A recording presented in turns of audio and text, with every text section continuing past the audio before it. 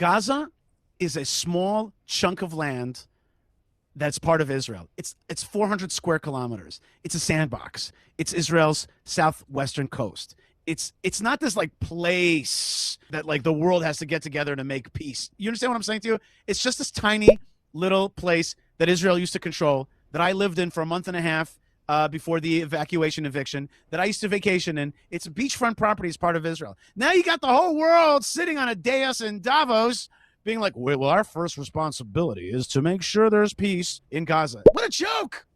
What a joke! God almighty. This thing is so simple. There's a picture of the Gaza Strip. You can see it. It's this tiny little thing. Even here, it looks a little big. You see it? You see the bottom right map? You see that little thing? It's this little corner. It's this little thing. What happened? Israel pulled out, allowed the Fatah to take over, and then the Hamas took over from the Fatah, okay, from the PLO, from the so-called Palestinian Authority. And now we're bringing the world in Davos to talk about how we got to figure this out. We got to make peace. We got to give economy. All that is totally unnecessary. Israel, control this piece of land, push back on jihadism, build tall towers, help people go to the beach, have police, have law, have medical clinics. No jihad. Things are okay.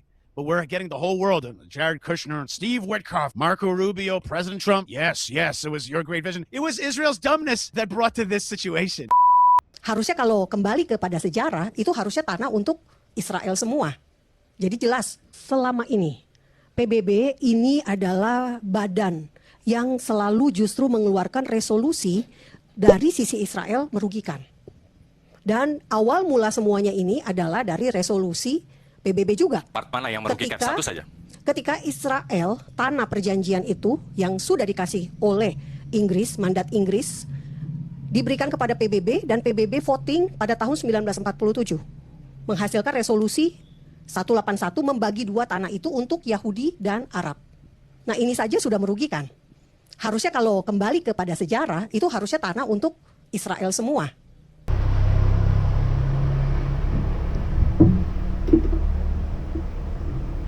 Ya kan? Sekarang niat dari Yahudi Israel ini adalah untuk merebut Gaza dari tangan orang-orang Palestina. Berarti kita bisa simpulkan bahwasanya Israel ini memang betul-betul negara penjajah. Makanya di dalam Court of Peace pun negara-negara Eropa pun tidak ada yang mau ikut di dalamnya. Karena siapa yang sampai hati berada di dalam satu organisasi bersama negara penjajah tersebut.